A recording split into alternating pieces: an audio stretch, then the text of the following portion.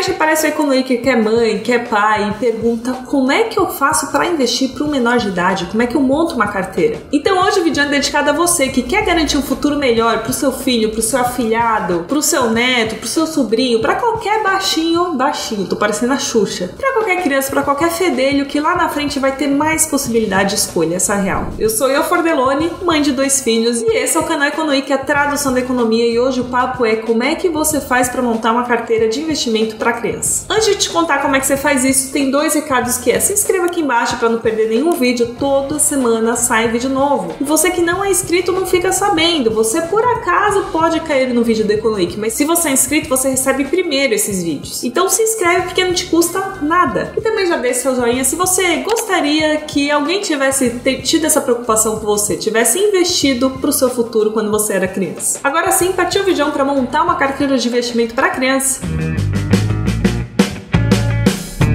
E aí, Economiker, tranquilo? Bora começar o vídeo te perguntando: você tem filho, sobrinho, neto? Você quer investir para alguma criança? Você já investe para os seus filhos? Pode te dizer que eu tenho 2 filhos, o Nicolas de 8 anos, 8 para 9, né? Já tá quase com 9 anos, meu bebê. E tem a Yasmin de 1 ano e pouquinho, 1 ano e 4 meses no momento que eu tô gravando esse vídeo. E os 2 têm carteira de investimento. A Yasmin começou com 2 meses de idade, gente. 1 mês e pouquinho já tava com a conta aberta na corretora. E os 2 têm ações, fundos imobiliários, tem tesouro direto, tem CDB, tem tudo quanto é tipo de coisa. Só não tem ainda investimento internacional, mas estou cogitando colocar na carteira deles. Mas vamos pro passo a passo de como é que você faz para pensar numa carteira de investimento para o seu filho, neto, sobrinho, qualquer que seja a criança. Primeira coisa que você tem que fazer é pensar no como essa criança vai usar a grana lá na frente. Eu sei, é difícil. Quando você começa a investir numa criança que é um bebezinho, você está falando de um plano de 18 anos. É muito difícil imaginar isso. Mas o que eu quero dizer? Você está pensando em investir para o seu filho para dar liberdade financeira para ele, ou é para bancar um estudo? É para ele ter um pé de meia para começar, para eventualmente, sei lá, se ele decidir comprar um carro, fazer um intercâmbio, ele ter uma graninha de onde tirar? É para fazer ele saber lidar com dinheiro logo no começo da vida? E é importante você pensar sobre isso porque tem, de fato, N objetivos, né? A gente pensa mais sobre a questão de estudos, mas você pode ir além. Com os meus filhos especificamente, eu quero dar um pé de meia para eles terem escolhas ali aos 18, 20 anos, mas antes disso, por volta dos 14, 15, se possível, eu gostaria de antecipar uma parte da carteira para eles. Por quê? Nessa fase, a criança já tá querendo dar os rolezinhos, já tem seus gastos. E eu tava pensando que talvez a mesada deles pudesse sair dessa grana que eu estou investindo. Eu queria, de alguma maneira, ensinar eles a lidar com esse bolo de dinheiro e só sacar o rendimento, seja de juros, seja de dividendos, qualquer que for o rendimento, eles poderiam sacar para gastar, para reinvestir, para usar em rolezinho, mas o principal teria que ser mantido para a bola girar e automaticamente isso talvez dê uma pulguinha ali atrás da orelha deles, para eles ficarem curiosos e entender como é que funciona a coisa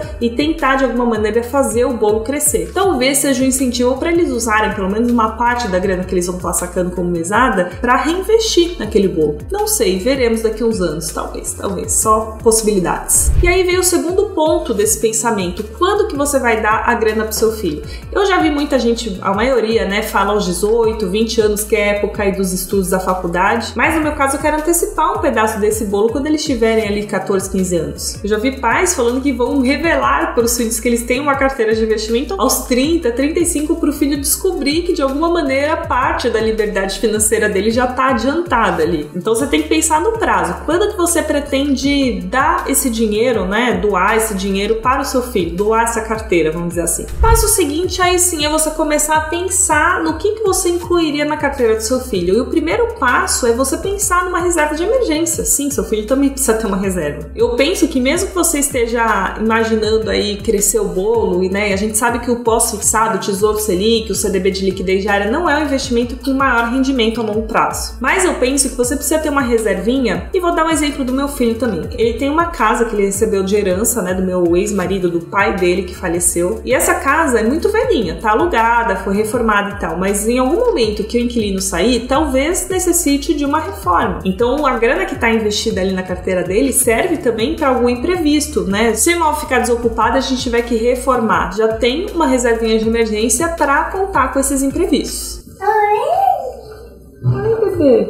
Tchau. A Yasmin já não tem casa, não tem algum bem ali, né, que poderia dar uma emergência, mas ainda assim eu acho importante ter um pedacinho no pós-fixado. Essa reserva de emergência também pode ser encarada como uma reserva de oportunidade. Vai que surge alguma oportunidade na vida dela, de alguma viagem aí na adolescência e tal, aí ela já tem uma reserva de emergência de onde a gente poderia tirar um dinheirinho para investir nessa oportunidade. Eu não estou falando que precisa ser uma reserva de emergência de 6 meses de gastos, uma super reserva de emergência. Pode ser algo menor, de 5, 10 mil reais. Vai depender aí de qual tipo de emergência você acha que seu filho poderia gerar ao longo do tempo. E lembrando que se você está investindo pro seu filho, você também tem sua carteira de investimento. Então, numa eventual emergência aí maior, você poderia contar com a reserva de emergência do seu filho e ainda com a sua. Mas enfim, eu gosto de pensar que tem uma parte da carteira da criança ali no pós-fixado. E que eu vou poder contar com esse dinheiro que vai estar líquido, que eu vou poder sacar de um dia pro outro se eu precisar. Se você não sabe como montar sua reserva de emergência, tem que ver o vídeo que está bombando. São 10 dicas para você montar sua reserva de emergência mais rápido.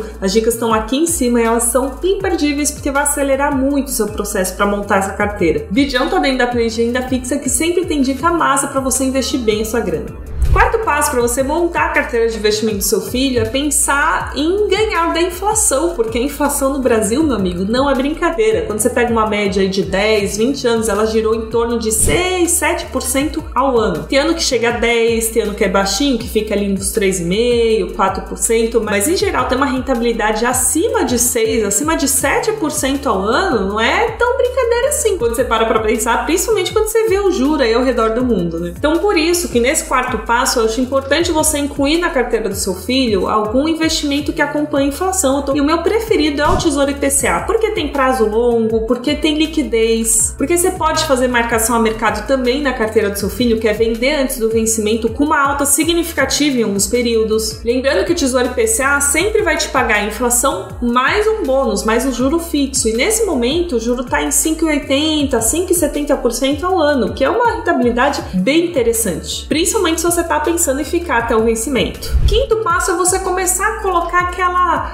pitadinha de risco, aquela pimentinha que são as ações. As ações são aquela parte da carteira que vão adicionar mais risco, mas se você selecionar bem, selecionar boas pagadoras de dividendos, selecionar empresas que têm potencial de alta, fizer uma diversificação, e como a gente está falando de investir no longo prazo, em 10, 15, 18 anos de aplicação, esse risco vai ser mitigado se você seguir o beabá. Para os meus filhos, eu gosto de selecionar elétricas, aquele método base clássico, né? Boas pagadoras de dividendos, bancos, elétricas, qual mais que tem na carteira deles? Peraí, bancos, elétricas, saneamento não tem, uma deles não tem. Empresas que vão gerar um fluxo de dividendos, seja trimestral, seja semestral. Isso é bom em dois sentidos. Primeiro, porque as ações têm potencial de subir quando a gente está pensando aí no prazo, tem maior potencial do que outros investimentos. E segundo, que quando você seleciona boas pagadoras de dividendos, se você está pensando em dar alguma liberdade financeira ali para o seu filho, ou fazer com que ele entenda o fluxo do dinheiro, é super interessante ele entender que quanto mais ações ele tiver na carteira, maior vai ser esse fluxo que vai pingar ali a cada trimestre. E pensando nesse fluxo de dividendo, vem o sexto passo, que é investir em fundo imobiliário. Os fundos imobiliários são ótimos pagadores de dividendos e ainda tem uma vantagem, eles têm um fluxo em geral mensal. A regra fala que a cada 6 meses o fundo é obrigado a distribuir boa parte do lucro, 95% do lucro em forma de dividendo, mas a gente vê que no dia a dia 99,9% dos fundos distribuem isso todo santo mês. Mas eu falei dos ativos, mas não falei da distribuição, né, meus amigos? Pensando aí na carteira, gosto de dividir mais ou menos 10% em pós-fixado, Tesouro Selic, conta digital, CDB de liquidez diária. Para não se confundir com o meu dinheiro, nem penso em conta digital, deixo lá no Tesouro Selic. 40%, que é uma parte bem significativa, em IPCA, Tesouro IPCA, CDB de IPCA, qualquer IPCA. Isso já é metade da carteira. Os outros 25% em ações e mais 25% em fundos imobiliários. Sim, é uma carteira até bem agressiva, né? Quando a gente olha o IPCA, bem mais sobe e desce. Mas se você for olhar a longo prazo, o índice que reúne os Tesouro IPCA, que é o IMAB, ele tem uma volatilidade menor do que o Ibovespa, menor do que o IFIX, que é o índice de fundos imobiliários. O único índice que tem uma volatilidade menor seria o CDI, mas aí o CDI rende muito pouco. O IMAB bate o CDI em 86% das vezes, quando você pega recortes de 3 em 3 anos. Então, assim, ele bate de lavada. pré-fixada e com uma volatilidade bem aceitável. Então 40% em IPCA, o restante em ações, fundos imobiliários e um pedacinho pós-fixado, quando você fala em longo prazo, eu acho que é bem aceitável. Ah, mas eu não sei como é que eu faço para escolher uma corretora,